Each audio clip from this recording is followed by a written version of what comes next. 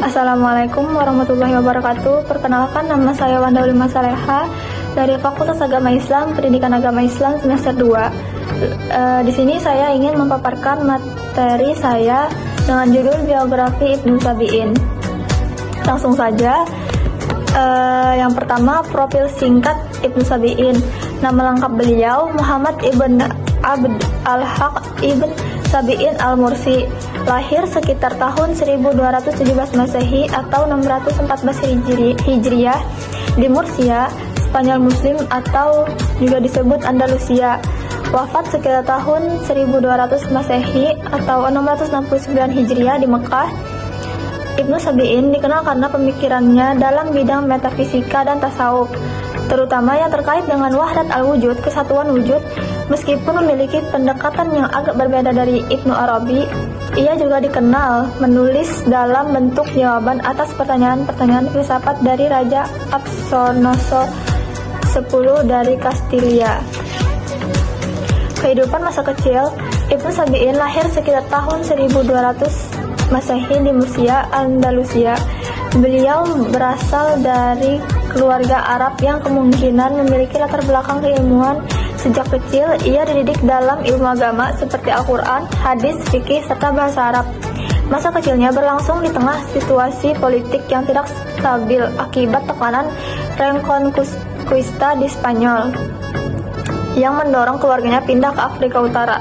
Sejak muda, Ibnu Sabi'in sudah menunjukkan ketertarikan mendalam terhadap filsafat dan tasawuf yang kelak membentuk pemikiran-pemikiran uniknya dalam dunia Islam.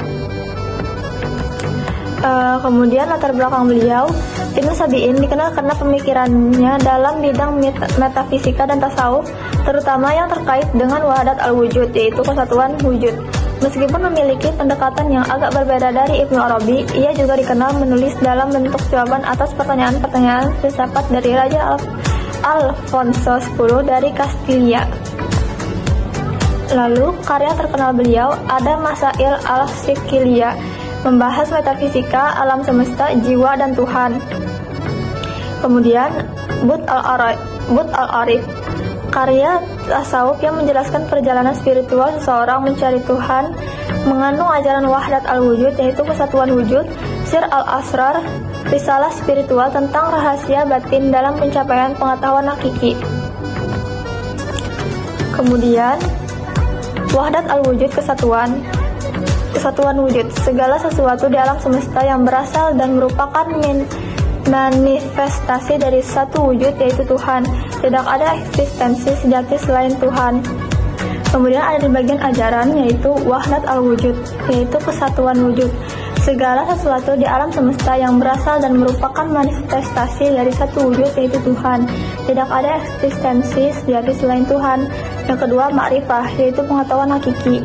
Pengetahuan sejati tentang Tuhan hanya bisa diperoleh melalui penyucian jiwa dan pengalaman batin, bukan sekedar lewat akal atau ilmu zahir. Yang ketiga, tingkatan spiritual. Ia mengajarkan bahwa manusia harus melalui tahapan-tahapan spiritual atau suluk untuk mencapai penyatuan dengan Tuhan, fana dan baka. Pentingnya akal dan filsafat berbeda dari sebagian sufi. Ibnu Sabi'in menekankan pentingnya filsafat dan akal sebagai jalan menuju kebenaran selama tidak menghalangi pencerahan rohani.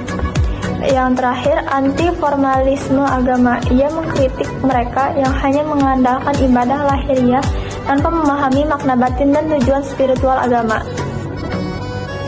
Lalu ada kritik terhadap pemikiran, terlalu elitis dan abstrak. Banyak ulama mengkritik pemikirannya karena sulit dipahami, terlalu filosofis dan tidak membumi. Ia dianggap mengabaikan aspek praktis agama yang penting bagi masyarakat awam. Kemudian ada sinkretisme berlebihan. Ibnu Sabi'in menggabungkan tasawuf, filsafat, dan ilmu kalam secara ekstrim. Hal ini dianggap membingungkan batas antara akidah Islam dan filsafat Yunani. Kemudian ada tuduhan bid'ah dan sindik. Karena pandangan tasawufnya yang radikal seperti konsep kesatuan wujud, yaitu wahdat al-wujud, ia dituduh sesat oleh sebagian ulama, bahkan dianggap keluar dari batas-batas syariat. Kemudian ada konflik dengan ulama dan penguasa. Sikap intelektualnya yang keras dan tidak kompromistis menyebabkan banyak konflik dengan ulama dan otoritas setempat yang memperburuk posisinya dalam masyarakat. Kemudian ada perjalanan spiritual. Ibnu Sabi'in menempuh jalan spiritual yang mendalam sejak muda, memadukan tasawuf dan filsafat. Ia meyakini bahwa kebenaran tertinggi hanya bisa dicapai melalui ma'rifah, yaitu pengetahuan langsung tentang Tuhan, bukan sekadar ilmu lahiriah. Pemikirannya yang radikal membuatnya terusir dari Andalus, lalu mengembara ke Afrika Utara dan akhirnya menetap di Mekah. Ia hidup dalam keterasingan karena pemikirannya dianggap kontroversial, namun tetap teguh pada pencarian hakikat ilahi sampai akhir hayatnya. Nah, jadi kesimpulannya, Ibnu Sabi'in menempuh jalan spiritual yang mendalam sejak muda, memadukan tasawuf dan filsafat. Ia meyakini bahwa kebenaran tertinggi hanya bisa dicapai melalui ma'rifah, pengetahuan langsung tentang Tuhan, bukan sekadar ilmu lahiriah. Pemikiran yang radikal membuatnya terusir dari Andalus, lalu mengembara ke Afrika Utara dan akhirnya menetap di Mekah. Ia hidup dalam keterasingan karena pemikiran dianggap kontroversial, namun tetap teguh pada pencarian hakikat ilahi sampai akhir hayatnya. Mungkin itu saja presentasi yang dapat saya sampaikan kepada kalian semua. Jika ada kesalahan, itu dari saya sendiri, dan jika ada kebenaran, itu datangnya dari Allah Subhanahu wa Ta'ala. Akhirul kalam, wassalamualaikum warahmatullahi wabarakatuh.